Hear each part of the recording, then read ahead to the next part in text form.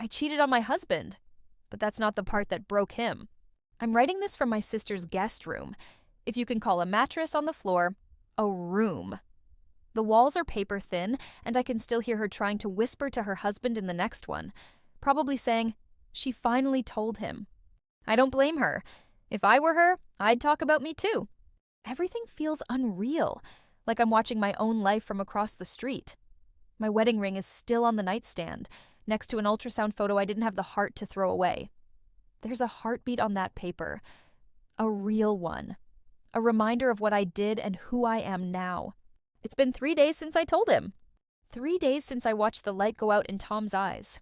He didn't yell. He didn't cry. He just stopped, like someone pressed pause on a person. I've replayed the scene over and over, me standing in the kitchen, hands shaking, blurting it out like a confession I couldn't keep inside another second. I thought honesty would make it better. It didn't. It made everything worse. There's a life growing inside me that shouldn't exist. Not like this. Not between guilt and silence. I told him I was sorry, that it was one mistake, that it didn't mean anything. But the truth is, it meant everything. And I couldn't keep lying. Not when the lie was already kicking inside me. I told him the truth because I couldn't lie about a heartbeat. I met Tom when I was 24, back when life still felt like it had infinite versions of happiness waiting to unfold. He wasn't the loudest guy in the room or the most charming. He was steady, predictable. The kind of man who showed up when he said he would, who remembered to check if I'd eaten, who fixed the dripping faucet before I even asked.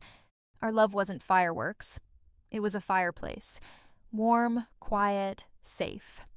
I used to think that was enough. For a long time it was. We built a life on routines, Saturday grocery runs, movie nights with cheap wine, falling asleep to the sound of his breathing. People always say marriage gets comfortable, like that's a bad thing, but comfort turns to stillness faster than you think. When we started trying for a baby, it was exciting at first.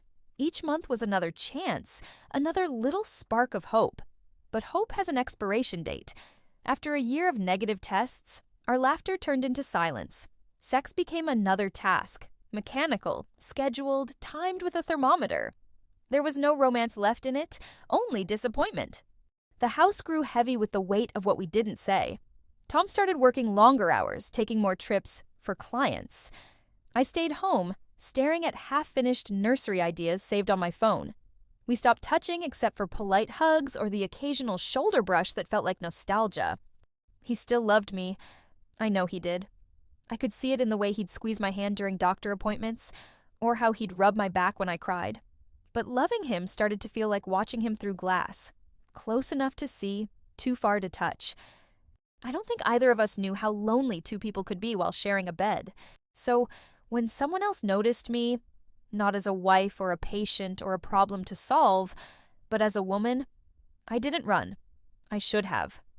But I didn't. Because I didn't cheat for thrill. I cheated because I wanted to feel alive in my own skin again. His name was Daniel, a coworker, technically, though we didn't even work on the same floor. He wasn't the type of man who made you turn your head. He was ordinary, soft-spoken, a little awkward, with the kind of eyes that lingered long enough to make you feel seen. It started small, a conversation in the break room, a comment about how tired I looked. I laughed it off, but he didn't. He said, "You should let yourself rest sometimes.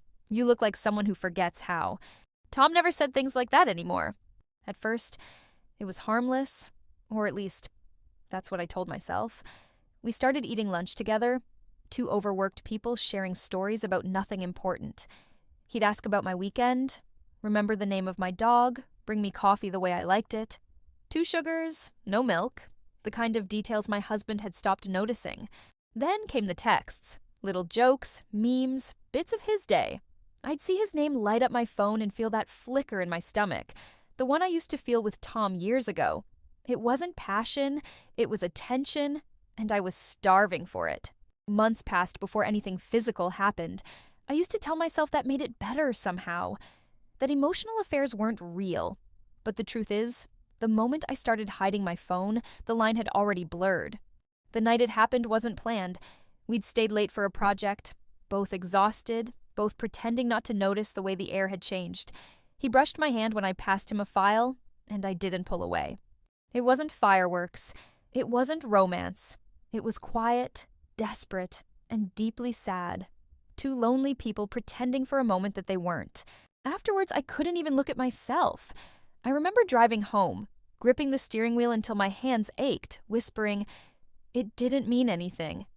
But deep down, I knew it did.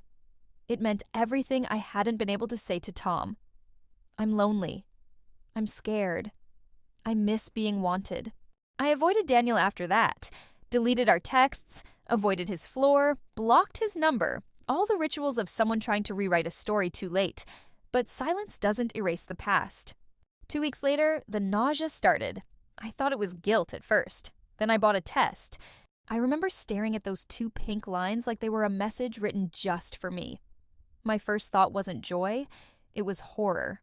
Because for the first time in years, my body had finally done the one thing it was supposed to. And I didn't know who to thank. Or who to blame. I sank to the bathroom floor, clutching the test, shaking so hard I could barely breathe. All I could think was, this isn't love. This is evidence. When I told Tom I was pregnant, he cried. Not the polite kind of crying, the raw, gasping kind that comes from somewhere deep. He wrapped his arms around me and kept whispering, "We did it. We finally did it."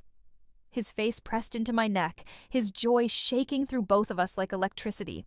I stood there frozen, smiling just enough to keep from falling apart. That night, he made dinner. Real dinner. Candles, wine for him, water for me. He kept talking. Nursery colors, names, who'd get the spare room first. He said it was fate, that everything we'd gone through was leading to this moment. I nodded when he said it, but my chest felt tight, like I was breathing through glass. For weeks, I played along. We went to appointments together. I listened to the heartbeat while pretending not to see his face. The way his eyes filled with pride every time he heard it. I'd grip his hand until my knuckles turned white, trying to stop the guilt from spilling out. Every flutter in my belly felt like a countdown. Every doctor's visit felt like a lie I was baptizing in small talk. I told myself I'd take it to my grave, that maybe if I loved this baby enough, the truth wouldn't matter. But guilt has a way of leaking through the smallest cracks. It happened one night after dinner. He was putting his hand on my stomach, whispering to the baby, our baby, about all the things they'd do together. His voice was soft, hopeful, and I broke. "It's not yours." The words just fell out of me. Small, ugly, irreversible. He froze, his hand still resting against my skin like he'd touched a live wire. "What?" I couldn't even say it again. I just shook my head.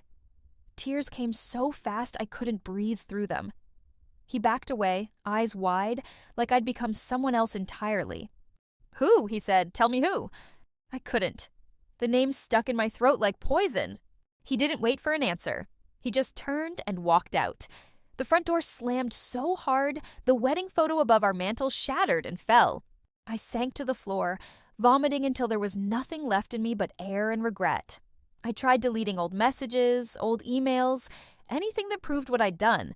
But you can't delete a memory you've already memorized. I thought telling the truth would free me. It only made me a ghost in my own home.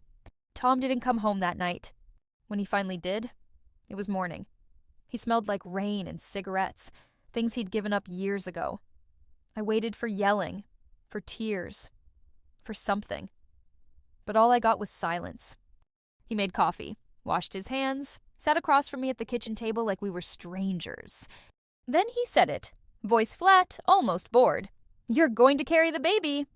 It wasn't a question, it was a sentence.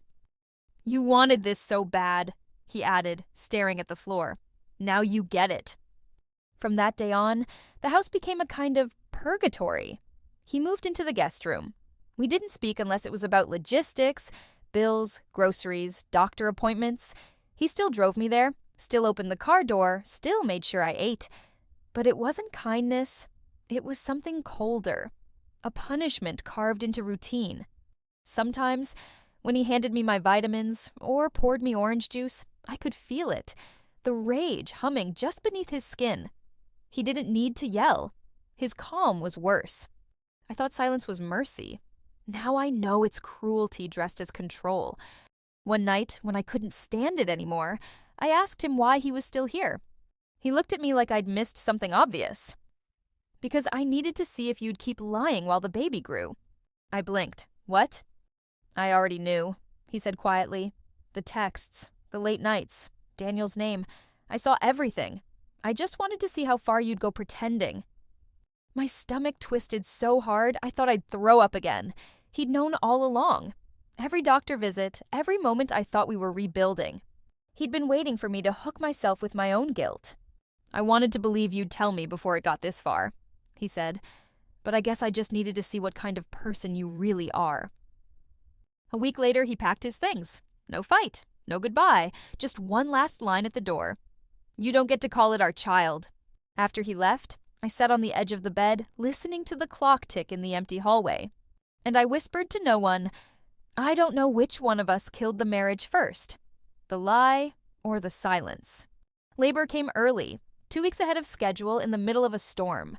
My sister drove me to the hospital, her hands gripping the steering wheel like she could keep the world from falling apart. The delivery room was bright and sterile, humming with fluorescent light. No gentle music, no partner's hand to squeeze, just nurses' voices, monitors beeping, and me biting through the pain alone. When the baby finally came, there was no cinematic silence or tears of joy, just exhaustion so deep I couldn't tell where my body ended and the bed began. They laid her on my chest, and for a moment, everything went quiet. She was small, warm, perfect, her tiny fingers curling around mine like forgiveness I didn't deserve. I named her Hope, because what else do you name something born out of ruin? Tom didn't come. I hadn't expected him to. But a bouquet of white lilies arrived the next morning with no note, no name, just a vase of silence I kept beside my bed until the petals turned brown. Daniel reached out once. A short message. Is she okay? I deleted it.